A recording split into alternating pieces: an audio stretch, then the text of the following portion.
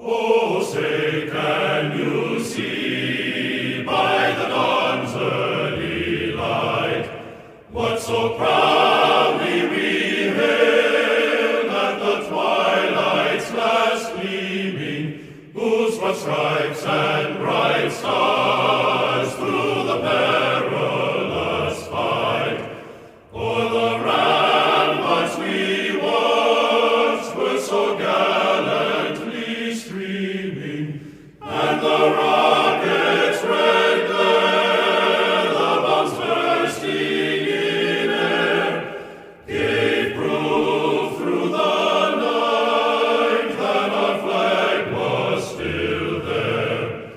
Oh, say does that star-spangled banner yet wave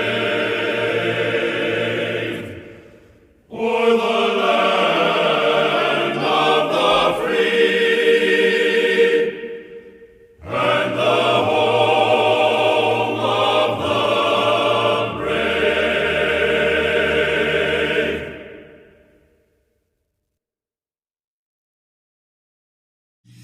Hey everyone, welcome back to our channel. If you're new here, please subscribe. I'd really love that. If you're returning, how you doing? Well, grab your coffee, maybe a seltzer, maybe a snick snack, and let's get into it, okay? So, the Bank of Canada says that some Canadians could see mortgage payments jump by 45% in 2025, 2026 as rates are rising, okay? And massive inflation, like food prices skyrocketing, gas, mortgages become impossible to afford, all right? It's all designed to steal it all from you and fulfill the "you will own nothing and be happy" narrative. It's happening, guys, all right? It's happening not just here in the States, it's happening in Canada. It's happening everywhere. Is there a way to prepare for this?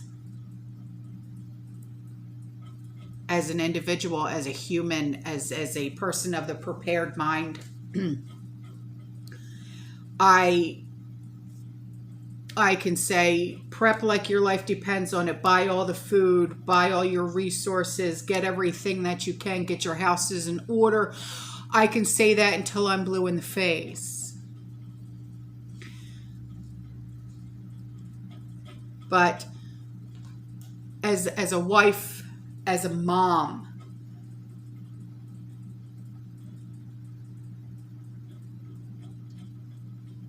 to know that they are fulfilling their promise of "you will own nothing and be happy."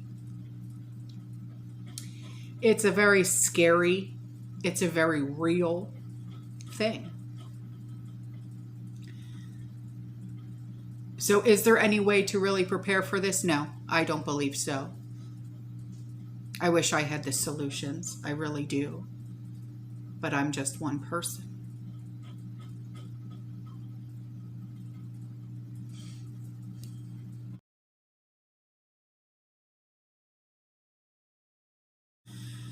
So we've all, in our lives somewhere down the line, have either dealt with, we've experienced, whatever the case may be, either through our own circle of friends or our family, addictions, right?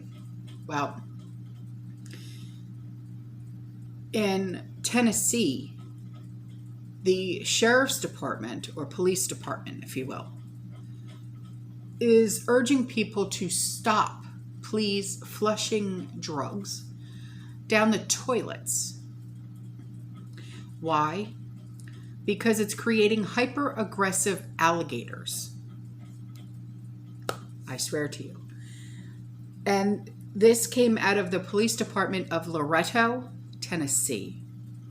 And they're asking their residents to please refrain from flushing drugs such as methamphetamines down the toilet to prevent meth gators. Yeah. Strange but true. And it's also happening in Alabama. The Facebook post mention of methed up animals. This is not a joke. I mean, this is serious. You know, this is real.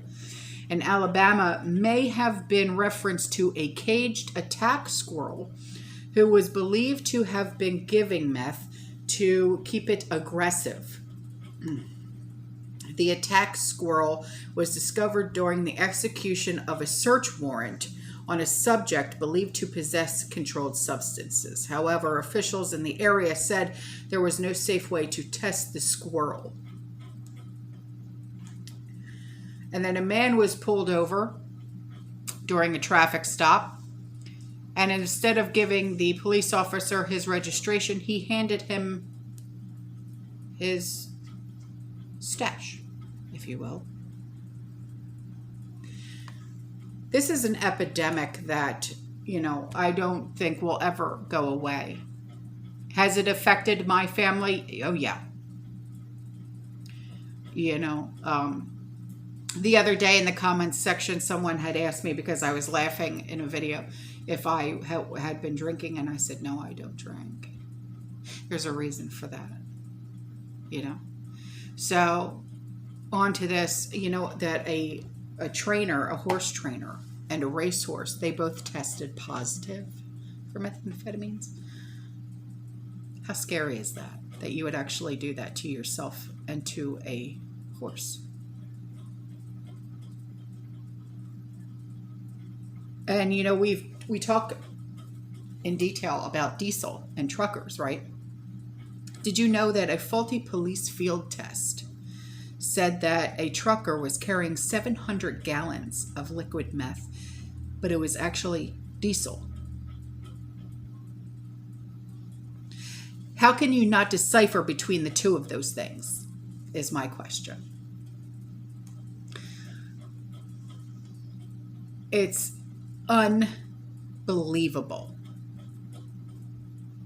Unbelievable.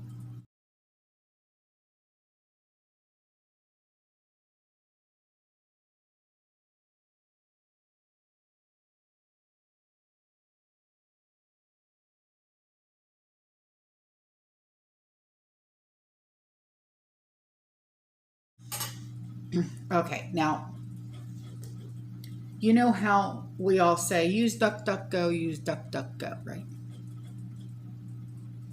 Apparently, DuckDuckGo signed a secret deal with Billy Boy to track users online.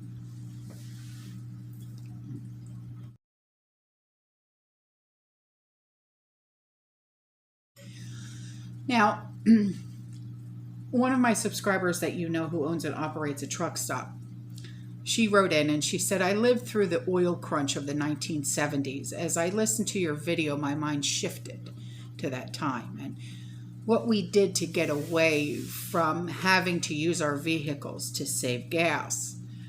Besides the odd, even days to fuel the car, we did the following. We walked or rode a bike if the destination is close enough. Bikes or feet were our transportation. Those who could trade in their large V8 engines, vehicles for 4 cylinders. When we would have to drive, consideration was given to stopping at other places along the way. If you need to get groceries and are passing the post office, parts store, nursery, etc., stopping there was planned in the trip. We couldn't always go to the kids' ball game. If driving to the ball game was required due to distance, one parent would go, fill the car with team members. Each game, a different parent would drive. So carpool. Carpool became a word then. And was in such a fashion, lanes were marked for carpooling only.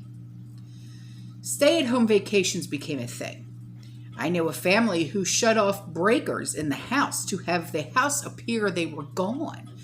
Only the fridge, freezer, and hot water heater, which was set to vacation mode, had power. They pitched a tent in the backyard, cooked on the camping stove, and used an ice chest. planned out activities for the kids, and only used the toilet in the house. They spent a week that way. How interesting. Sounds like fun, actually. Mom needed one item from the store. She sent one of the kids to go to the store on foot. Of course, the child needed to be old enough to go alone, but this actually made the kids feel like they were a part of doing something. Back in the 70s, public transportation, buses and trams, etc., weren't available in many locations, including cities. And these may have sounded funny a year or two ago, but today they should be coming back into fashion as the price of gas rises. I tried to get all of my errands done in one trip to town. Yeah, I do the same thing. We don't have a grocery store here, so I have to go to the next town for one. Even that gallon of gas can be stretched if I stop everywhere I need to in one trip. I do live 3 blocks from work, so walking is becoming more and more likely very soon. Even my daughter quit her job a town over to save on gas and took a job bike riding distance from home. Not all of these things will work for everyone. They were just things we all did in the 70s gas shortage, but maybe someone hasn't thought about what they can do. Today there are more choices: electric bikes and gas scooters, Vespa type, electric scooters, besides the old-fashioned bike. You can even buy the bike parts to make your old-fashioned bike gas or electric. My point is, there are options and ways to save on the cost of gas. We just have to decide to use them. And she's right. You know, Sean came home from work last night and he said, Homeland Security, because my husband works for Homeland Security. He said, Homeland Security is willing to pay for ride sharing if they have at least 4 officers who will ride share together. Homeland Security will pay for the cost of the ride share, the gas, the tolls, and for parking in the, in the employee parking lot and stuff like that. So no one has to take their own cars anymore. What does that tell you? Because it's becoming too expensive for gas anymore for the officers. So, that's just something to keep in mind, right on. So it's just, these are things that we have to think about, right? So on to this before I go. This comes out of Australia. Okay. Australian farmers have been feeling the pain of high prices of grocery items. We all heard about the lettuce and what they're doing, right? Mainly vegetables, along with consumers, with one farming group saying that no one is the winner here. When it comes to the vegetable crisis, most of the blame lies on the weather because, Stormy, no. Because at this time of the year, much of the vegetables in an Australian supermarket shelves are coming from Queensland. Okay, no, Stormy.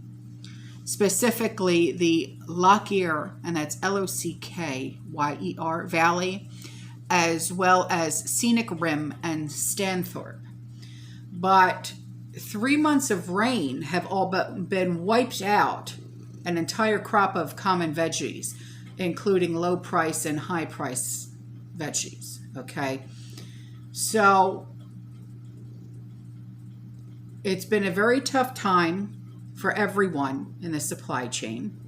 No one is winning, including retailers, farmers, retailers. They all have the same issues as what customers are having at the moment. Okay, and the reason why these prices are so dear is because there's not much stock.